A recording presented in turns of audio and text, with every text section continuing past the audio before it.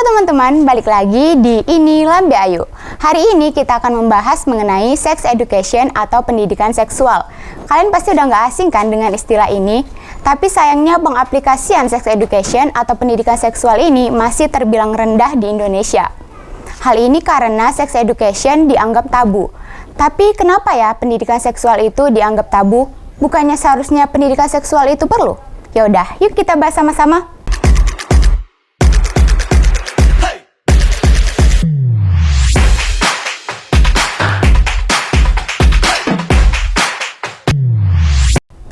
Ayo sama-sama ngaku kalau kita cenderung melewatkan bagian reproduksi tubuh manusia ketika mengajarkan tentang anatomi tubuh kepada anak-anak kan?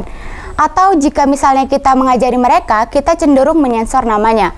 Misalnya Miss V atau Mr. P.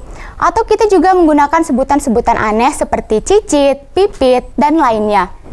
Ketika orang dewasa menunjukkan rasa tidak nyaman terhadap organ atau alat kelamin, maka anak-anak akan belajar bahwa terdapat sesuatu yang memalukan ataupun buruk mengenai hal tersebut. Akibatnya, hal ini dapat memunculkan rasa malu ketika ada masalah dan mereka juga akan kesulitan untuk mengekspresikan apa yang telah dialaminya, misalnya seperti pelecehan seksual. Padahal orang tua seharusnya menjadi tutor pertama bagi anak-anak untuk memperoleh pendidikan seksual. Karena akan sangat terlambat jika kita menunggu dan mengandalkan pembelajaran dari sekolah untuk mengedukasi pendidikan seksual terhadap anak. Jika kita dapat mengajarkan hidung, mata, telinga, maka kita juga dapat mengajarkan vagina, penis, vulva, dan juga skrotum. Hal ini secara langsung ataupun secara tidak langsung dapat mengajarkan mereka bahwa walaupun jenis kelamin atau alat kelamin merupakan hal yang bersifat pribadi, tetapi tidak ada salahnya untuk mendiskusikan hal tersebut saat dibutuhkan. Seperti kita ketahui bahwa yang pada umumnya dibahas dalam sex education adalah mengenai reproduksi. Nah, ketika kita ngomongin tentang reproduksi, yang biasanya diajarkan adalah bagaimana proses terciptanya bayi. Nah, otomatis ketika kita tidak dengan serius ngobrolin tentang hal ini, maka yang difokuskan itu bukan kepada penciptaan manusia secara biologi, tetapi aspek intimasi atau keintimannya, yaitu bagaimana proses sel sperma bisa bertemu dengan sel telur dan aktivitas apa yang terjadi untuk sel sperma bisa bertemu dengan sel telur. Menurut saya, hal ini bisa kita tepis jauh-jauh ketika kita menjelaskan ataupun mengajarkan sex education di luar dari topik reproduksi. Reproduksi itu penting, kita harus mengerti dan belajar mengenai reproduksi. Karena kita sebagai manusia harus paham, terutama ketika kita nanti akan menikah dan punya anak. Tapi ketika itulah satu-satunya yang diajarkan, maka mau nggak mau akan balik ke situ lagi. Di sini tugas kita adalah mengajarkan di luar dari reproduksi. Pendidikan seksual itu penting karena sebenarnya pendidikan seksual itu tidak melulu ngomongin tentang reproduksi, tapi juga ngomongin tentang privasi, cara menghargai manusia seutuhnya, cara melindungi tubuh dari pelecehan dan kekerasan seksual yang dapat terjadi kepada siapa saja. Kalau kita tilik dari kurikulum sexual education atau CSE yang komprehensif dari UNESCO, itu ada 8 kunci utama yang terdapat dalam pendidikan seksual yang meliputi 1. Hubungan, 2. Nilai, hak, dan budaya, 3. Pemahaman tentang jenis kelamin, 4. Kekerasan dan upaya untuk tetap aman, 5. Keterampilan untuk kesehatan dan kesejahteraan, 6. Tubuh dan perkembangan manusia, 7. Seksualitas dan perilaku seksual, dan yang ke-8 kesehatan seksual dan reproduksi. Dan yang ingin saya tambahkan di sini adalah bagaimana cara menerapkannya sesuai dengan keyakinan kita masing-masing. Karena beberapa pembelajaran yang terdapat dalam CSE atau kurikulum sexual education tersebut tidak selalu sesuai dengan nilai-nilai budaya dan juga agama yang berlaku di masyarakat Indonesia. Oleh karena itu, dari sinilah kita bisa belajar sama-sama untuk mengkombinasikan kedua hal tersebut. Jadi dari segi keyakinannya pun ada, dan dari segi akademis yang meliputi atau berlandaskan realita kenyataan yang sesuai dengan pengetahuan pun juga ikut dibahas.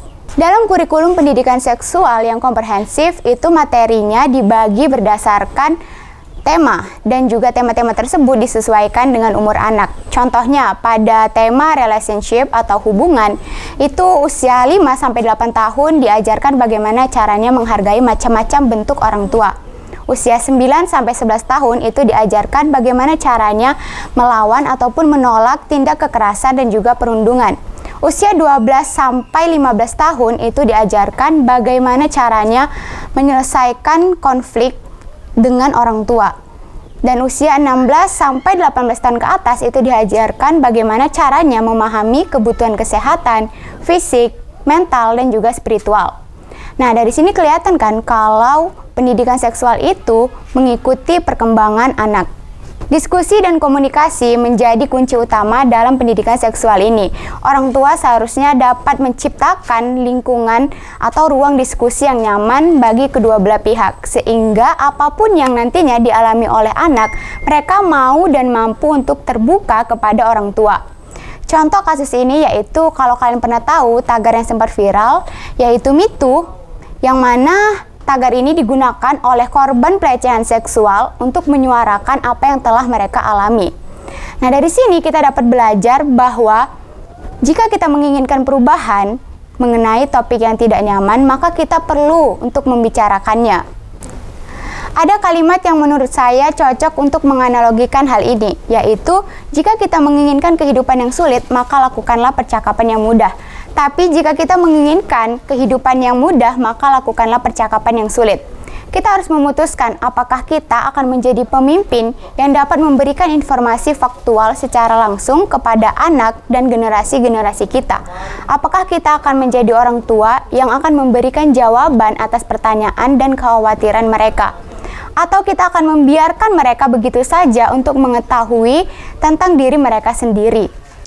Saatnya berdiskusi keras dengan anak-anak muda di sekitar kita agar mereka dapat memiliki kehidupan yang lebih mudah. Jadi kapan kita memutuskan untuk berbicara dan mengambil sikap mengenai kesejahteraan, kesehatan, dan pendidikan seksual di negara ini? Karena meskipun pendidikan seksual itu masih dianggap tabu di Indonesia, tapi melihat begitu banyaknya tindak kekerasan dan pelecehan seksual yang terus bertambah, apakah hal ini akan tetap menjadi hal yang tabu? Oleh karena itu, pendidikan seksual itu penting dan harus diajarkan kepada anak-anak sedini mungkin. Nah, sekian video hari ini dan sampai jumpa di video selanjutnya. Sipo! Jangan lupa subscribe dan tekan loncengnya ya, biar nggak ketinggalan informasi terbaru dari kami. Terima kasih.